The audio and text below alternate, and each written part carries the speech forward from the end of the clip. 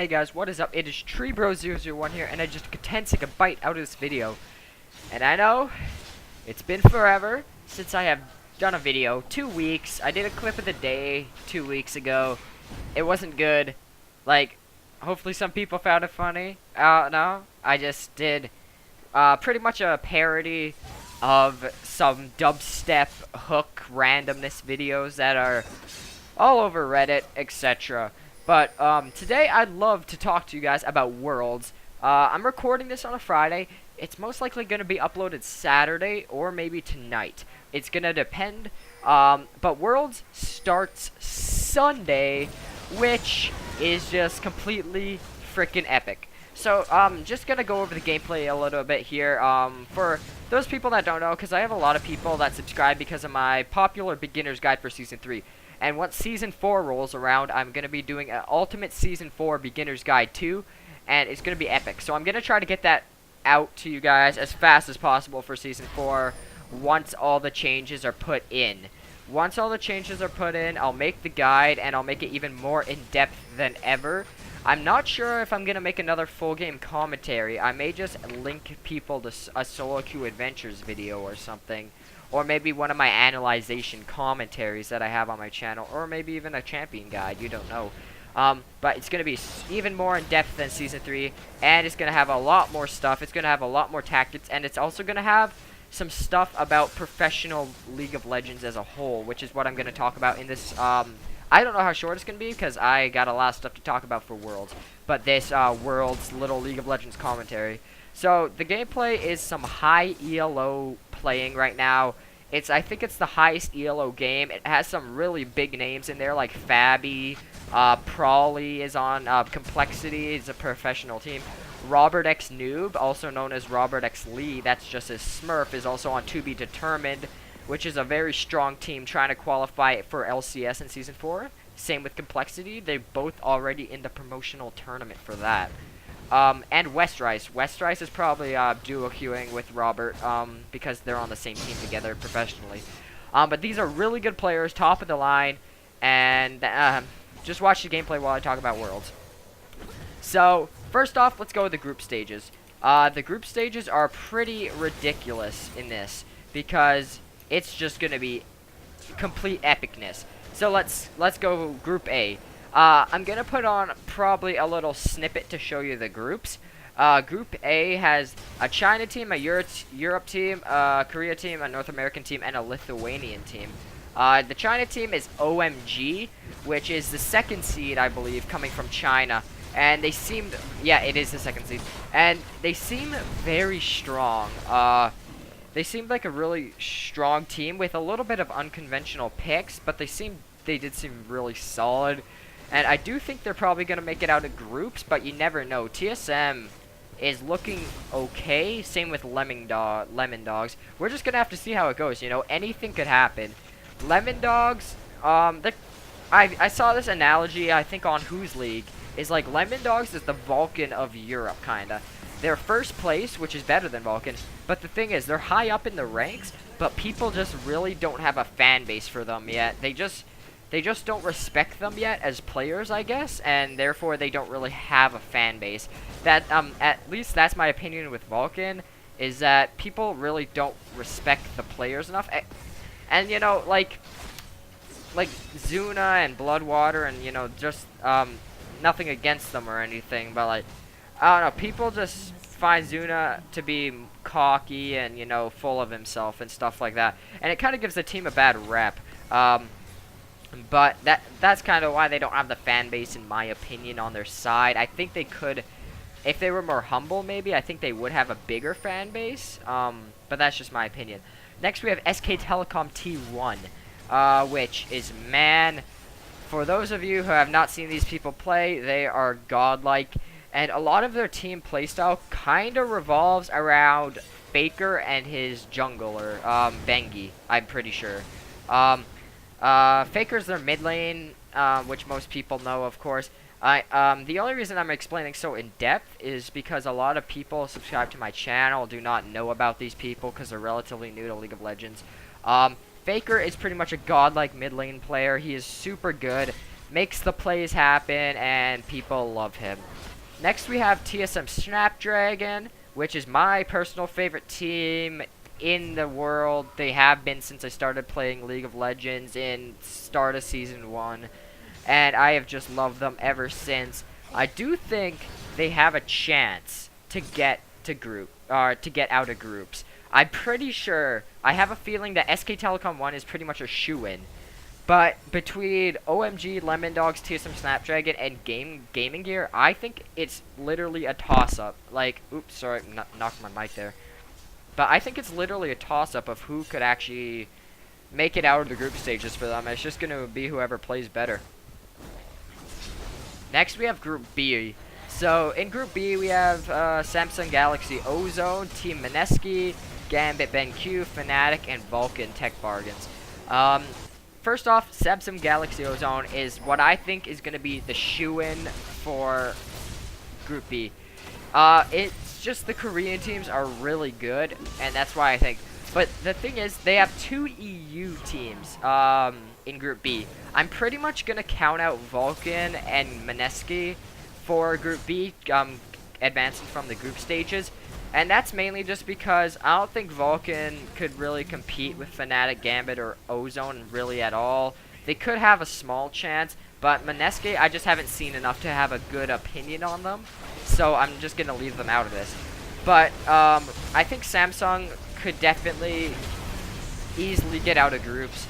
And Gambit and Fnatic will probably be fighting for that second spot. Maybe Vulcan will be in there, and who knows, maybe Mineski might be the underdog and pull it out just like TPA did in Season 2, with their just being underdogs in every single mashup and just pulling out ahead. So that's going to be really cool. Yeah, as I said about Mineski, they haven't really seen them at all. I guess they won a tournament and got to Worlds or something like that. Gambit, you can never count them out.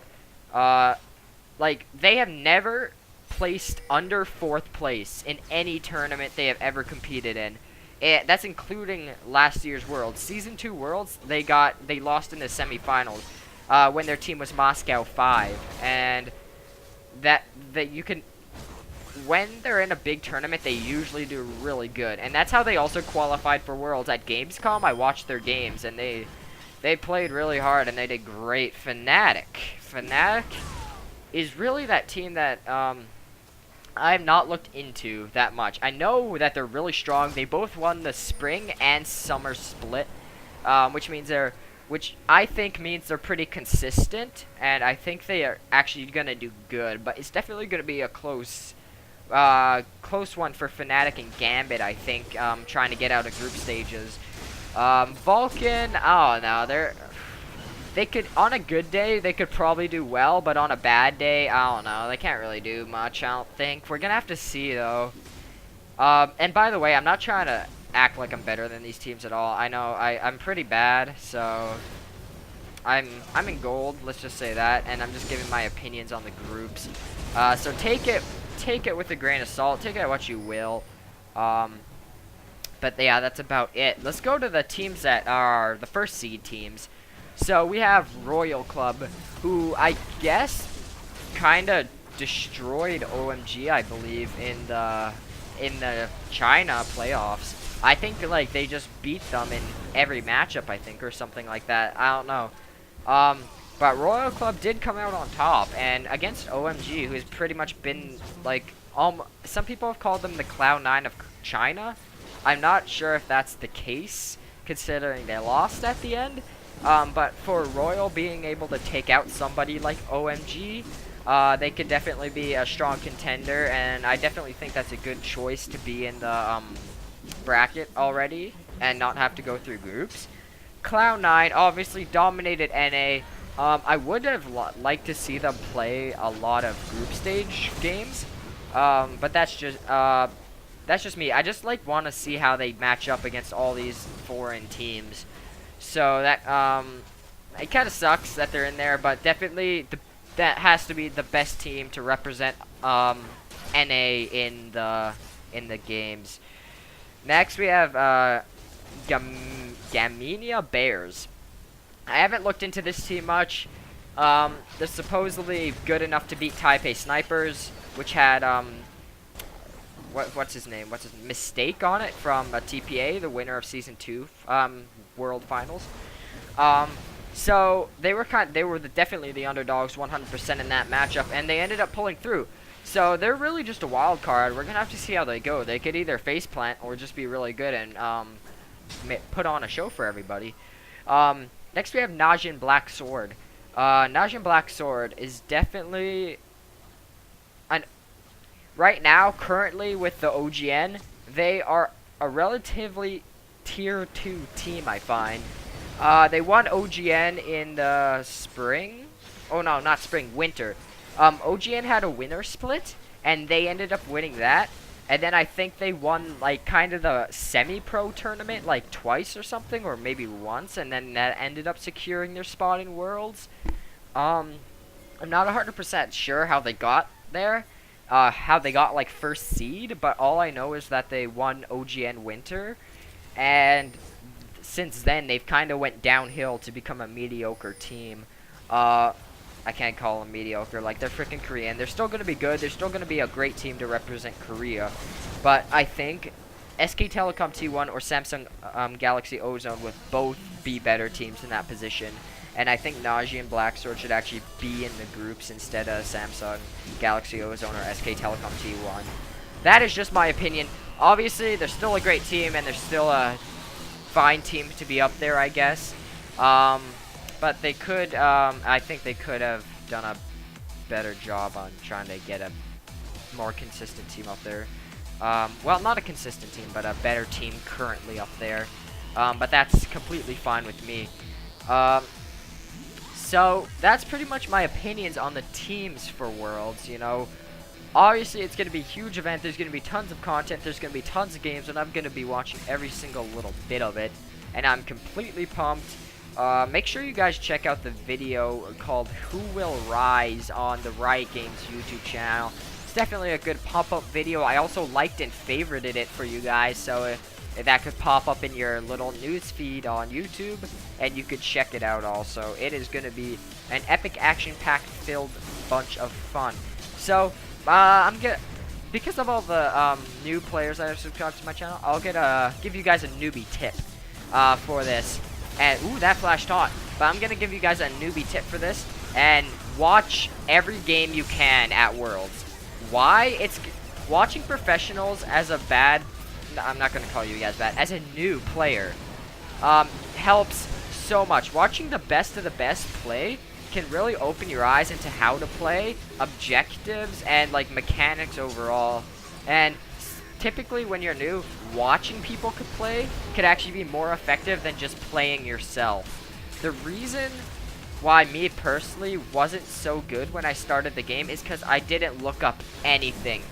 I found out how to play Rise relatively early. I got really good at him. I played him my own way. I did it pretty much the wrong way too. I bought Mana Crystal 2 pots every game, and I was like, this isn't recommended items. This is not recommended or anything, but you know what, I like it. I'm gonna start it every game I play. So that's pretty much just how that went, and I learned how to play Rise. Then I started searching up guides, and I just became a better and better Rise player where I just dominated solo queue. And if I had the opportunity, or ooh, they might actually save this Nexus. Oh, will they? Will they? Will they? Will they? Will they? Will they? Will they? Will they? Nope, they will not. But if I had the opportunity to watch these insane players play right when I started playing League of Legends, or had the resources to get better, it would have been really good. And I would have increased my skill as a player much faster. But I didn't, so that's why, for playing from Season 1, I am not as good as a person that, if they had the resources from Season 1. Which nobody had, pretty much, for the most part. But anyways, if you're a new player, because you subscribed because of my League of Legends guides and stuff, definitely go watch the pro games, watch how they play, watch professional streams, look up guides. When you first start playing, that is the best way just to learn the concepts of the game, and then you could actually go into the game and start grasping those concepts, and then improve your mechanics overall, and you'll become a much better player faster. But anyways, that's my time. Make sure you watch Worlds. I'm super pumped. It's going to be epic. And thank you for watching. And I'll see you guys later. And by the way, just a little side note. Thank you guys for 400 subscribers. It means a lot. And if you guys enjoy the video, don't forget to leave a like, a favorite, or even a subscription if you want to see more content like this. Thank you all for watching. And I'll see you guys later. Bye-bye.